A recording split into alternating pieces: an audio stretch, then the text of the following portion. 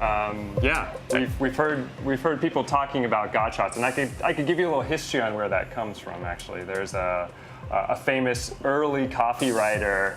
His name's Chris Tacey, and he had a blog that was called God Shot, and I'm pretty sure that's where the term came from.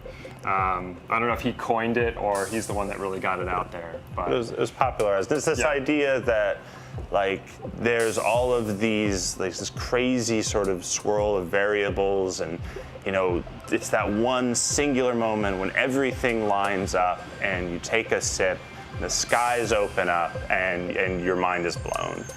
And it is, I mean, it's a lovely thing. And those experiences are the ones that baristas, coffee roasters, anybody in the coffee industry strives for.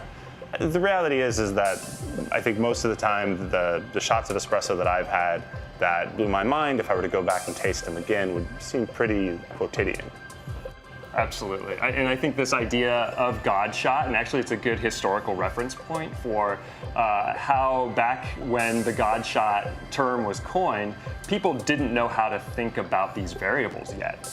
They weren't talking about brew ratios. They weren't talking about grams in to grams out. They hadn't figured out how to talk about it yet. So it really did feel like a miracle when you got a shot of espresso that just tasted amazing, because it was like, what did I do? But now we have a way of talking about it so that you can recreate these really nice shots of espresso over and over again. Things are definitely more consistent, and I think also anybody who commits themselves to like caring and tasting and enjoying coffee will have moments where things suddenly make sense that didn't make sense before, and that those sort of moments of epiphany are special and great, but in a weird way they're kind of divorced from the coffee itself.